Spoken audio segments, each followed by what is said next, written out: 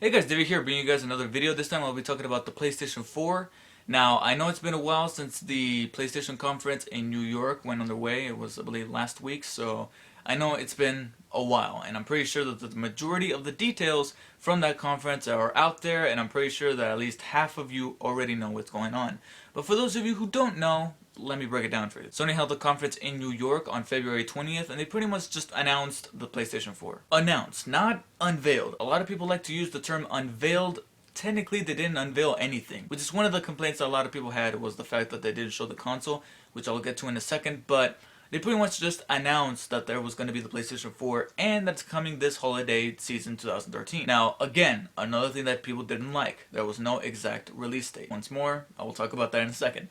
But basically, they came forward saying, yes, the PlayStation 4 is happening after years of anticipation and 20 minutes of the guy monologuing and saying, the future of PlayStation, the future of PlayStation. And then finally, PlayStation 4. And the entire conference lasted a whopping 2 hours. I was not expecting it to be 2 hours. I watched the live stream, which was real shitty, by the way. I mean, I just kept pausing every few seconds. It was kind of terrible. But the overall conference was close to 2 hours, and they were just not bullshitting. I mean, they pretty much just said, yeah, PlayStation 4 is happening. They showed just a little bit of hardware by presenting the PlayStation 4 controller, which pretty much verified, almost verified all of the rumors and all of the specs that prototype was in the picture was showing. You know, the light bar at the top, the touchpad in the middle. I mean, they were all rumors, and it was in this conference that everything was pretty much just confirmed. They showed the controller, of course, being the fact that the picture had a prototype and this was the final product. It was a little more defined. It was more rounded around the edges. There was no tacky bar at the top like in the prototype picture. It was more like a triangular. It kind of it kind of had a slight reference to Iron Man, I guess, by having this triangular, light, more built into the actual body of the controller rather than just being slapped on top like it looked in the prototype. And obviously, this light confirms the fact, this little LED light. I don't know if it's LED. I'm not sure, but this little light on the top side of the controller pretty much just confirms that there is going to be PlayStation Move functionality built in within the controller.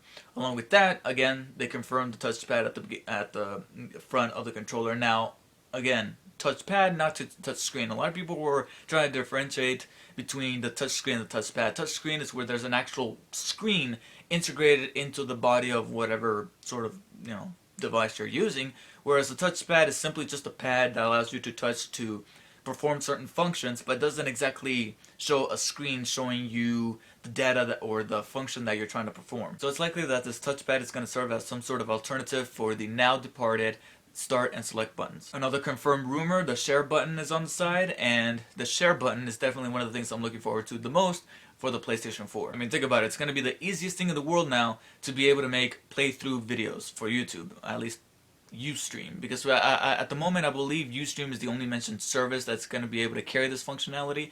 YouTube has not exactly been confirmed. Hopefully it is. It'll be kind of dumb for them not to include YouTube within their service in order to be able to upload videos to YouTube, at least the last 15 minutes of gameplay onto YouTube with commentary and all. After getting into the specs and the mechanics and the features that the PlayStation 4 is gonna have, they finally start showing some games. The last hour was nothing but just showcasing video game after video game. Might be wrong about that. Maybe about 45 minutes to possibly an hour, but it was just all games, no holds barred. New Killzone game, new Infamous game, new driving game. It was all there, looked beautiful, looking forward to it. What else can I say? Now on to those things that people didn't like that I personally am coming forward to defend. One, again, the actual console was not shown at the convention. You know what, I'm actually going to go ahead and kill 3 birds with 1 stone and talk about the big 3 omissions from the convention. The console itself, the price tag, and the release date. There's a reason why these things were held back at the convention. And that is because of the fact that we still have E3. E3 is arguably the biggest video game convention known to man. So, I mean, you gotta have something. If you were in Sony's shoes, you would want something. You would have to have that, Pandora, that something in Pandora's box to unleash later on in E3. And that one thing will more than likely either be the console itself, the price tag, or the release date, or better yet, all three. So them not giving us any of that information, completely fine with me. Granted, I will say I was kind of like, oh, come on, within the first few seconds after watching the convention, similar to my reaction of the ending for Inception. But after seconds of taking it in, I finally said, okay, you know what? I get it, and I accept it. Now, one last thing that I want to talk about that a lot of people are going to be like, man, that's bullshit, is the fact that they came forward and said that the PlayStation 4 will not be backwards compatible, meaning the PlayStation 3 games, the actual retail games, and digital downloads will not be carried over to the new system. Now, that doesn't mean that you're not going to be able to play PlayStation 3 titles, period. You will be able to play them, or you might be able to play them because it's not officially confirmed just yet. But they're gonna be able to. You're gonna be able to play PlayStation 3 games via the PSN and stream them through there. Which, real quick, reminds me of another thing that I'm looking forward to with the PlayStation 4, and that is being able to play video games while they're downloading. I mean, everybody hates the fact that this game is like what 80 gigabytes or something like that large, and it takes virtually forever to download this thing. So it's a huge relief to know that you can download the first fragments of the game, play them, and as the game downloads, you can play. Bloop, play it, bloop, play it. It's amazing, and hopefully that it is a convenience. But of course, there's the debate about what they're trading for this convenience. And I think only time will tell. Because the overall gist of the PlayStation 4 is to connect gamers. It's to, not to bring anything groundbreaking to the table in terms of graphics, in terms of just hardcore elements such as graphics or sound or virtual reality in that sense, but much more in a communal sense where they just want to bring people together and make a gaming experience just more of that, more of that experience. But back to my original topic, you can't play PlayStation 3 games on the PlayStation 4. Honestly, I'm just gonna go ahead and say it, I'm fine with that. Why? Because I don't know, I'm a man of principle, and when it comes to, the principle of feeling like a dumbass when the PlayStation 4 comes out and says, yeah, you can play PlayStation 3 games, and feeling like I wasted a little bit of money and time and, effort into getting a PlayStation 3 only to have the PlayStation 4 come out, even though I know it's been 7 years, but, getting that next console and saying, oh yeah, you can play PlayStation 3 games, okay, now what do I do with my PlayStation 3? It's just going to collect dust. I could probably sell it, sure, but I mean, the value is going to go down now that the PlayStation 4 is out, and that could play PlayStation 3 games. So I like the fact that it's not backwards compatible because it gives my consoles a new purpose. Like, say for example, if I do go and buy the PlayStation 4, then I can play my PS4 games on the PS4, and I could still play my PlayStation 3 games on my PlayStation 3, and still put, an awful lot of care and time and, I guess, attention into that console, into both consoles, respectively. So, in that sense, I really don't mind the fact that PlayStation 4 is not backwards compatible. And again, there's going to be streaming. I'm using that as a technical term because I know stream is now an official thing, the online PC, whatever. But you will be able to stream or download whatever, PlayStation 3 games on the PlayStation 4. It's just that they're not going to be, officially, embedded as PlayStation 4 games. You're not going to be able to take the digital version from the PS3's hard drive into the PS4 hard drive, and you're not going to be able to put a PS3 disc into the PS4 tray, or whatever it is that they use in order to be able to put the disc in. Which is another thing. They came forward and said that we're not going all digital just yet.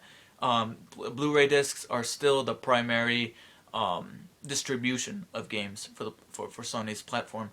And also touching about something that I just remembered about the pricing is the fact that there is a rumored price going around, although it's not been confirmed, and that is between $430 to $530. I believe there's two different models that are going to be being sold, so depending on the model, those are your two prices. And honestly, that's awesome. I would really like to stray from that $500 to $600 price tag that the PlayStation 3 had, because that definitely affected their sales in a negative way, of course. So having a $400 system, especially after the CEO, I believe it was the CEO, who came forward and said that because of the fact that we built our own technology, we didn't really have to buy and spend an awful lot of money doing it.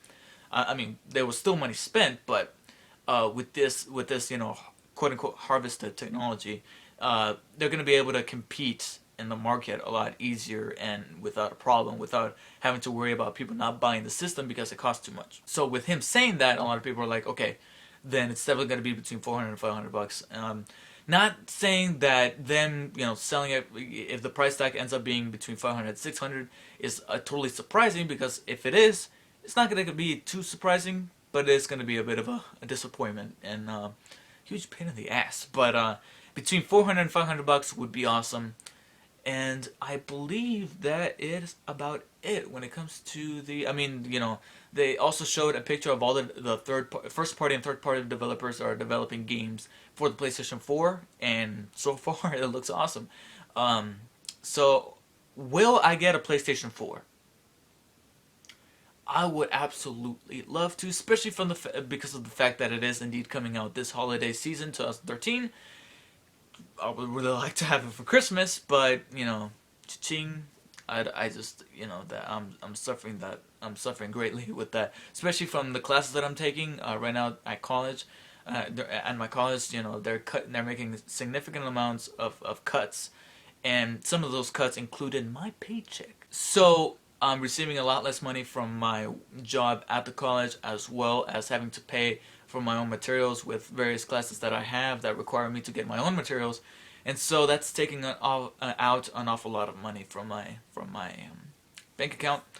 And because of that, I just don't know if a PlayStation 4 is on the horizon for me just yet. I will definitely get one. Don't get me wrong. I'm loyal to Sony all the way, but it will probably have to wait until possibly next year, not this year. So I might be a little bit behind with the PlayStation 4. If for sure, yeah, I mean, we do know that for sure it's coming out in holiday 2013.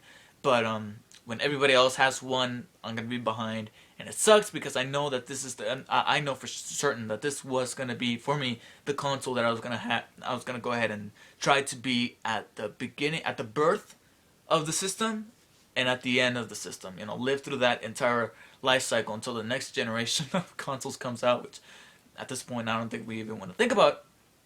But I really wanted to live that lifespan, or to live through that lifespan, and it just would have been awesome. But I just think I'm gonna be a little bit behind when it comes to playing the PlayStation 4. But those are my overall thoughts. Let me know what you guys thought of Sony's conference on February 20th of the future of PlayStation, which ended up being, of course, the PlayStation 4. Will you be getting a PlayStation 4? If not, why not? If so, tell me why. And what is the most appealing feature that Sony is bringing to the table that makes you go, okay, I want to eat that. So thank you guys for watching, and I'll see you guys next time.